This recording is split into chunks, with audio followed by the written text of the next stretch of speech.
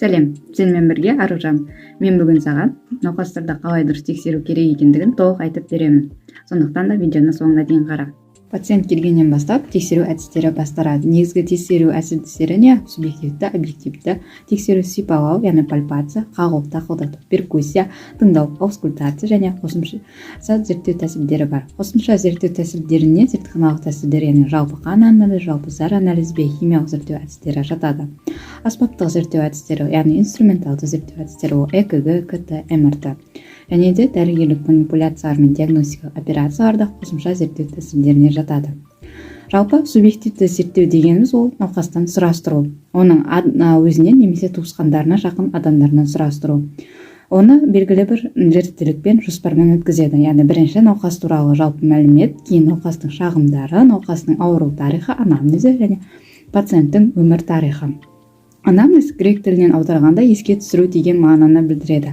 Сұрау барысында науқастың өзі немесе туысқандарынан, барлық таныстарынан бүкіл ол жайында ақпараттарды біліп аламыз. Яғни ол қандай болды, ауру жайында берген мәліметтерін жинастырамыз. Және де төлқұжаттық бөлімі ең маңызды бөлім болып табылады. Төлқұжаттық бөлімде науқастың жасы, жұмысы, білімі, қайда тұратындығы, әлеуметтік жағдайларына тоқталып өтеміз. Және де шағымдары. Науқастың шағымдары қандай болуы мүмкін? Мысалға, бас ауруы, немесе жүрек айнуы, табиетінің болмауы, асқа деген. Және де осы шағымдарын жинай отырып, біз белгілі бір ауруларға уже күдіктене бастаймыз. Егер де науқас жүрегім айниды, тамақ жегім келмейді, мүлдем тамаққа деген тәбетім болмайды десе, ас қорыту жүйесінің ауруларына күдіктенеміз.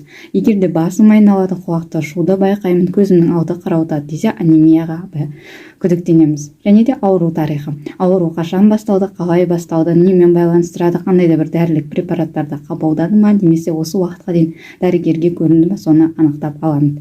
Өмірінің тарихы ең маңызды бөлігі болып табылады.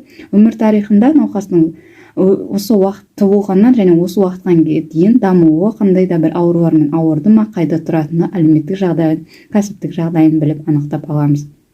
Сонымен қатар өмір тарихында әйелдерде гинекологиялық анамнезді сұраймыз.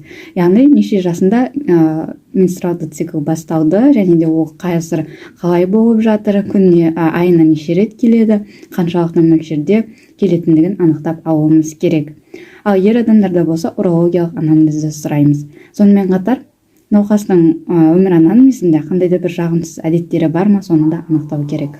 Және өзі туралы дұрыс мәлімет беру қиынға түседі. Сондықтан әңгімесін бақылап отырып, қажетті ғана сұрақтарды қою керек. Басқа артық сұрақтарды қоюға болмайды. Оның жеке границасынан өтіп кетеді. Сұрастыру тәсілдің диагностикалық маңызы өте зор. Яғни субъективті зерттеу деген сұрастыру. Тәжірибелік медицинада дұрыс жиналған анамнез, жарым диагноз деген ертеден қалыптасқан анықтама бар. Және де кейбір ауруларды тек сұрастыру ғана арқылы анықтауға болады. Сол себепті де дұрыс сұрастыру жұмыстарын жүргізу. Келесі бізде науқасты объективті тексеру. Объективті тексеру дегеніміз науқастың жалпы жағдайының және ішкі мүшелерінің жүйелерінің жағдайы туралы біз көрініс аламыз. Объективті тексеру жалпы қараудан басталады. Ол кезде науқастың бүкіл басынан аяғына дейін толық баға беріп шығамыз. Мысалға, басын бір көзге көрінетін ауруларға анықтама беріп өтеміз. Соған да күдіктене аламыз. Мысалға, бір қараған кезде науқастың акромегалияға күдіктене аламыз, немесе аяқтары қисық болып тұрса, рахитке күдіктене аламыз, және де басқа бір жағдайларға күдіктене аламыз. Жалпы қарау кезінде оның науқастың есіне де мән береміз. Есі анық, ашық болуы керек, және де науқастың сонымен қатар отырысына да мән беру керек. Енжар, белсенді немесе мәжбүрлі қалыпта отыруы мүмкін. Белсенді отырыс дегеніміз бұл қалыпты жағдайда ешқандай да бір қатты шағымдары жоқ, қайда отырғандығын біледі, есі анық. Ал науқас енжар болатын болса, өзі қайда отырғандығына мүлде қызықпайды, айналадағы жағдайларға мүлде ойында жоқ. Тек қана қимылсыз жата отыруы немесе жатуы мүмкін. Ал мәжбүрлі қалып болатын болса, ауруды азайту мақсатында өзіне ыңғайлы қалып іздейді. Мысалға, егер де адамда қабырғасы сынатын болса, сол сау жақ қабырғасына қарай ығысы ыңғайланып отыруы, немесе ортопноя, ентігу кезінде төсектің шетіне ыңғайланып отыруын байқаймыз. Теріні қарау, терінің түсіне, эластикалығына, ылғалдылығына, бөртпелердің тыртықтарының бар жоқтығына көңіл бөлеміз. Келесі лимфотиіндерін қарау. Қалыпты жағдайда лимфотиіндері көзге көрінбейді, пальпацияланбайды. Және де олар патологиялық көлеміне байланысты лимфотиіндері бұршақ мөлшерінен алманың мөлшеріне дейін жетуі мүмкін. Оның көлеміне қарай ауырсыну, жылжуы немесе терінің консистенциясына, теріге жабысқандығына көңіл бөлуіміз керек.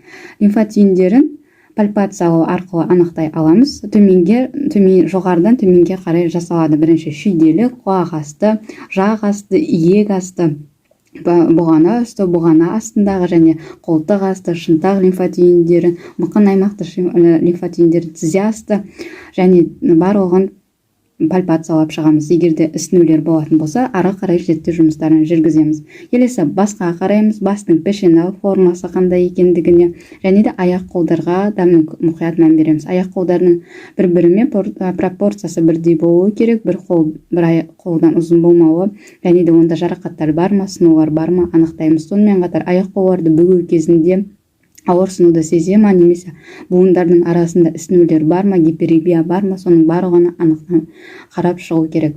Жалпы науқастарды жалпы қарау арқылы жартылай диагноз қоюға болады. Егерде дұрыс диагнозды қойғыңыз келсе, толық субъективті және объективті зерттеуді жүргізуіңіз керек. Кейбір жағдайларда науқастар өзінің жағдайын айтпайды, яғни ішінде сақтап қалады, немесе асыра сілтеп айтып жіберуі мүмкін. Соның барлығын назарда сақтау керек. Назарыңызға рахмет.